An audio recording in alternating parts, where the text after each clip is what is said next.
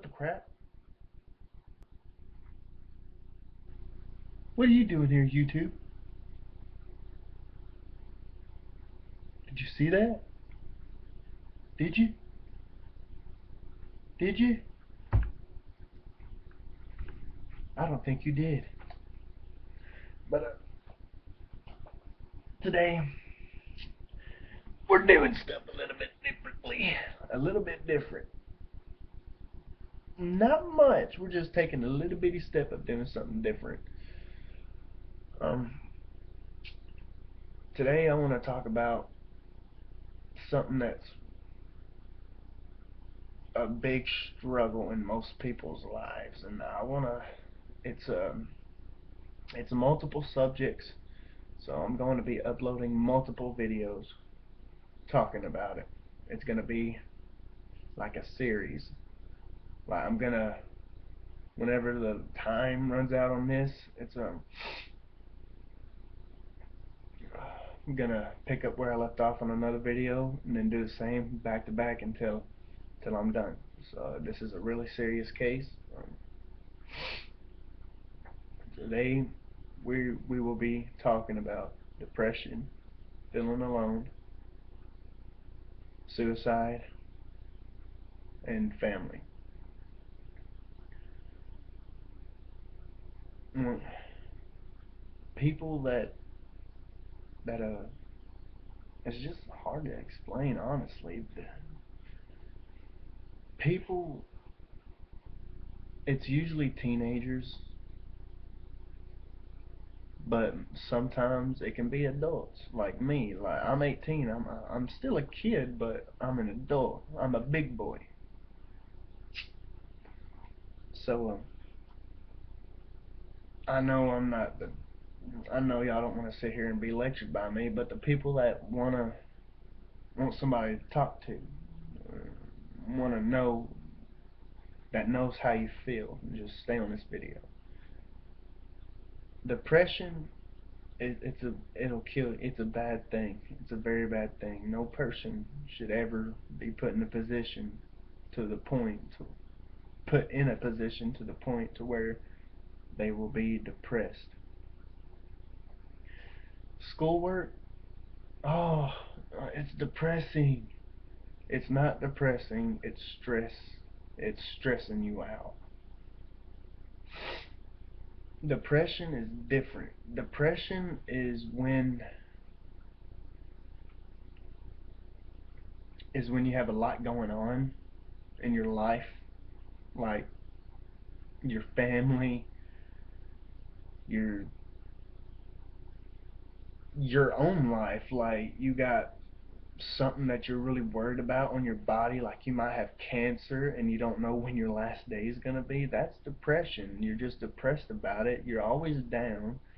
Every time somebody sees you, you're never putting on that big old smiley face. You're putting on that depressed face, that depressed sad face. Depression kills. It kills people. Depression can lead to no eating, starvation. It can lead to, which is the same thing as no eating, is starvation. It's a serious topic. If your parents are the ones causing your depression, I'm aiming this at the kids or the teenagers right about now. If there's a grown-up watching my video, I'm about to get to you in a minute. And you don't know how to settle it, and you seriously don't know how to put it in words, even if it don't seem like they're... Sorry, guys. I just had to do this real quick. Even if it don't seem like they're listening, that just made it too bright, didn't it, guys? I'm sorry. If you're depressed because of your parents, go to them. Just go to them. You can talk to them in their bedroom, or just tell them that you want to talk to them in the living room. As a family, you want to sit down and talk to them like adults, because it is a major situation. Tell them what you're depressed about. Go through it.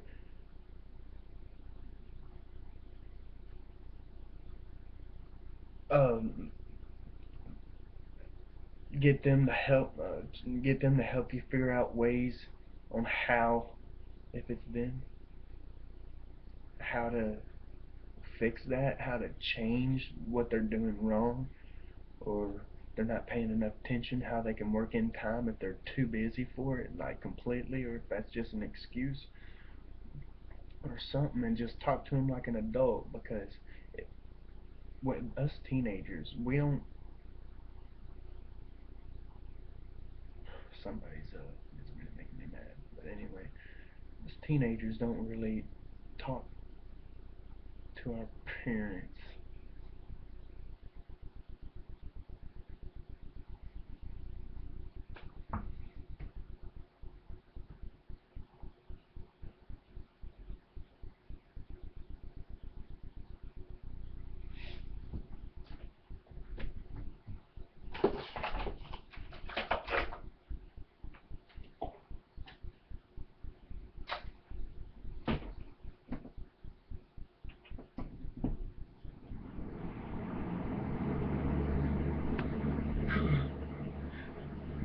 Sorry about that. Us teenagers really don't. Whenever we're talking to our parents, we seem, or yeah, we seem to never talk to our parents in a adult manner. We look at them as our parents, so we joke around, we play around, we always have a little kid attitude towards them. But whenever you are seriously depressed about something, drag them to the living room. Just ask them to meet you in the living room that you want to talk to them like an adult. Say, can I talk to you in the living room in an adult manner? It's serious. I need to talk to you. And they'll meet you in there because you're their kid.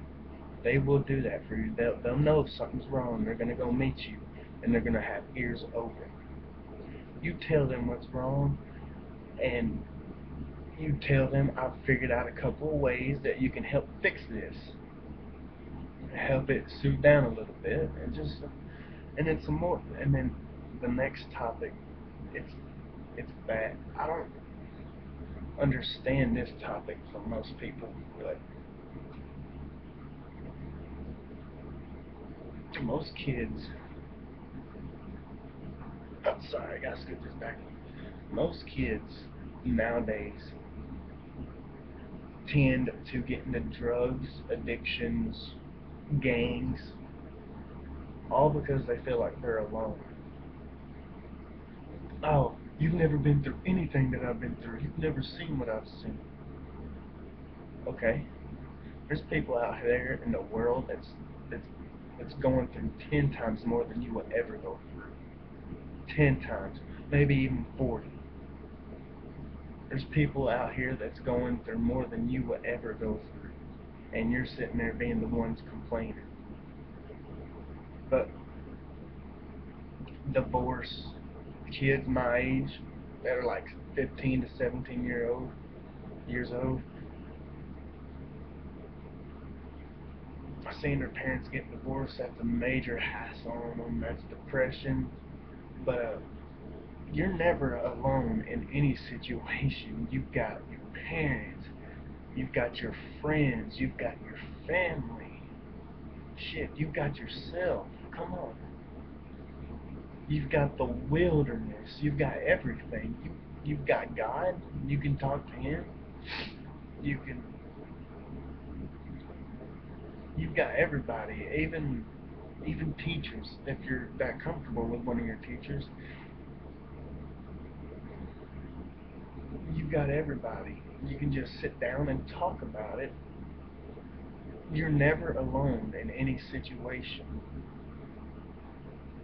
at all. You're because here's another thing that kind of gets me close to the heart. Kids think that the way they dress, if they dress poorly, if they dress middle class, or if they dress richy,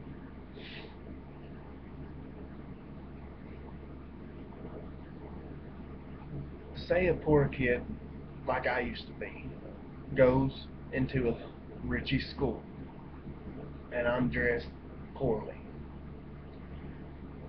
And I go in there and I see there's an espresso machine. I'm like, damn, this is a high-paid school. This is a rich school. And then everybody's walking around with these new kicks on, these new cowboy boots, these new cowboy hats, and they're dressed awesomely. And even the gothic people have on expensive clothes. That'll make you feel like shit. I understand completely. I've been there and I've been through it. Trust me, I know how you feel. But you're still not alone. Even if you feel like that'll make you feel like, oh, well, I'm just a loner here. I'm nobody to them. You can still make friends. Shit, you're never alone in any situation at all. Our third topic that we would be talking about is suicide. Now that's a very, I just got chilled. That's a very personal topic to me because when I was 15, I thought I tried to, I was going to kill myself one day because I thought that I was alone, and on top of that, I was depressed. I had a knife in my hand, my right hand, and I locked my bedroom door, and I sent a forward, a forward message to everybody in my contacts, saying that I was sorry that I couldn't be there, that I was sorry for everything, because since I was depressed and I felt like I was alone, everything seemed like it was my fault. So I apologize for shit that I didn't even do. And right as I was going to go pull that knife across my wrist, I heard the I heard the front door open, so I went to go do it even quicker. And my friend Caleb Jerry kicked my bedroom door open, shattered the door, and grabbed the knife and threw it. And along came behind him four other people: a girl named Colleen, a girl named Sophia, a girl named Sarah, and a guy named Jacob. All five of those people, including Caleb, kicked in the door. Colleen came in behind him. So did Sophie. So did Sarah, and so did Jacob. All those five people were the closest friends I had. Caleb beat my ass for even trying to kill myself. And I talked to him and told him how I felt. He said, "You're not alone." He said, "You got us." He said, "If you were alone," he said, "we wouldn't have came over here." He said, "All you need to do is sit down, call me, or do anything." He said, "Just at least text or something. Let me know what's wrong." He said, "We'll talk it out. We'll do something." He said, "If talking don't help it," he said, "we'll go do something." I was like, all right. Then Colleen kissed me, Sophie kissed me, Sarah kissed me, and then Jacob came in and just slapped the living crap out of me and went into a big old thing just like Caleb said. You're never alone in any situation. He said, "I live 4 houses down from you, Adam." He said, you just fucking steps away from my house and you could have came over and talked to me." But whenever you feel alone and you're depressed, you tend to shut everyone out and think that no one cares about you and don't want to be there for you. It's just that overwhelming thought that's basic to every person that feels like they're alone and they're also depressed. Suicide,